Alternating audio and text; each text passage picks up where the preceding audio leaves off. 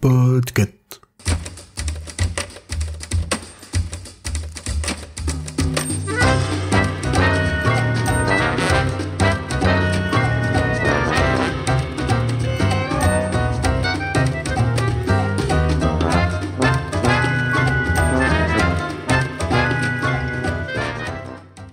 Salut mes petits historiens, ici Corée et aujourd'hui je vais vous parler du livre Des Martiens au Sahara, livre écrit par Jean-Loïc Lequelec et paru aux éditions Détour cette année. Parfois, quand je lis de l'histoire, j'aime ne pas avoir de sujet précis, de laisser mon esprit vagabonder un petit peu d'une période à une autre. Ça me permet de recontextualiser, d'avoir une vue d'ensemble. Peut-être même que ça me correspond mieux d'ailleurs, parce que je suis pas historienne et je n'ai même pas fait d'études d'histoire.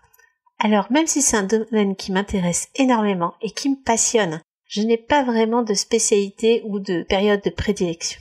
Or, si l'histoire nous semble plus accessible maintenant, notamment grâce à YouTube, Internet, aux réseaux sociaux, est-ce que les sources sont fiables? Comment démêler le vrai du faux? Il y a des informations publiées à chaud, sans aucune publication. Il y a aussi des auteurs que l'on présente et qui se présentent comme des historiens et qui ne le sont pas en fait, donc qui n'ont pas la formation adéquate pour publier sur le sujet avec une aura de vérité, tout en dénigrant et en critiquant les vulgarisateurs et les médiateurs qui s'appuient eux sur des études pour nous rendre tout ça plus accessible. Il y a de quoi se sentir un peu perdu parfois. Et puis des fois, je reçois des photos de livres comme Des Martiens au Sahara, et rien que le titre m'interpelle. L'auteur ? Jean-Loïc Lequelec, directeur de recherche émérite au CNRS. Son domaine, l'anthropologie, l'ethnologie et la préhistoire. Et je note un petit crush du monsieur pour la rupeste au Sahara. En 2009, il publiait déjà une première version des Martiens au Sahara, mais il décide de refaire l'expérience, de mettre à jour son livre et de le rééditer en 2023. Et pourquoi cette opération? Fortune et gloire, comme pour se croire dans un Indiana Jones? Non. L'auteur nous donne son raisonnement et je dois dire que je suis plutôt d'accord avec lui. Avec notre époque actuelle et une plus grande rapidité de diffusion de l'information, ce n'est pas qu'il n'est plus difficile de se renseigner, c'est qu'on nous matraque tellement de fausses informations que le cerveau le plus averti soit-il, va finir par retenir une connerie.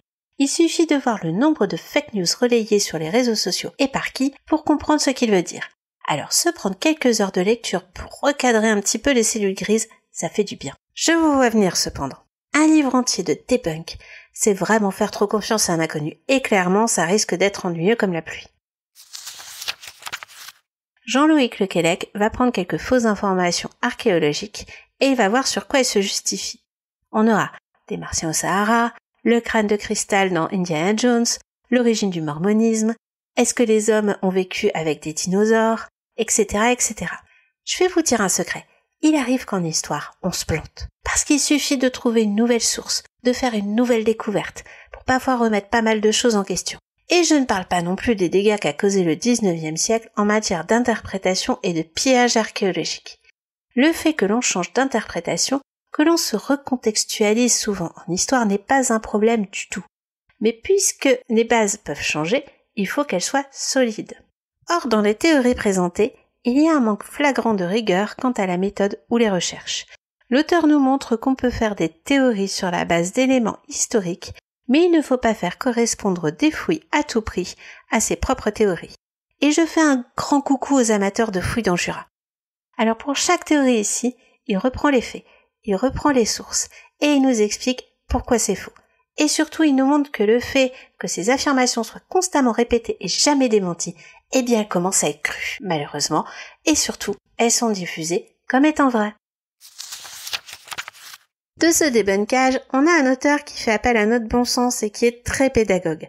Les Martiens au Sahara est accessible pour tous. Je ne vous dis pas de le lire d'une traite, mais allez picorer un chapitre ou deux de temps en temps.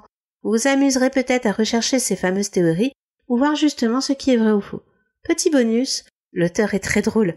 On sent qu'il a tenté de garder son sérieux jusqu'au bout, mais parfois, vu ce qu'il voit, il craque. Et j'avoue que j'ai eu des éclats de rire, que je pensais pas un jour faire en lisant du tout.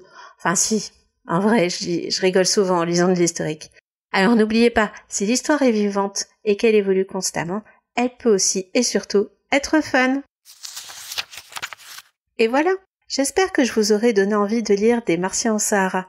N'oubliez pas l'information la plus importante, à part de lire ce livre bien entendu, c'est que ce programme vous est présenté par Chapitre, du label Podcut. Ce label, ça pourrait être un peu votre seconde maison si vous le désirez, en vous inscrivant en Discord par exemple. Nous pourrions discuter de nos lectures, mais aussi de tant d'autres sujets. Vous pouvez aussi nous aider financièrement en souscrivant au Patreon, où vous aurez accès à des articles exclusifs, et cela vous permettra aussi de choisir des thèmes et de participer au club de lecture. Tous les liens sont bien sûr dans les notes de cet épisode. Et si vous souhaitez nous aider sans pour autant vous investir autant, vous pouvez toujours noter notre podcast, partager et commenter sur les réseaux, ce qui augmentera notre visibilité. Vous pouvez enfin découvrir et faire découvrir les autres podcasts du label. Les miens en ce moment sont Le Roi Steven, Watchlist, Dr. Watt et bien entendu, Choix-Pitre. Des bisous tout le monde et à très bientôt.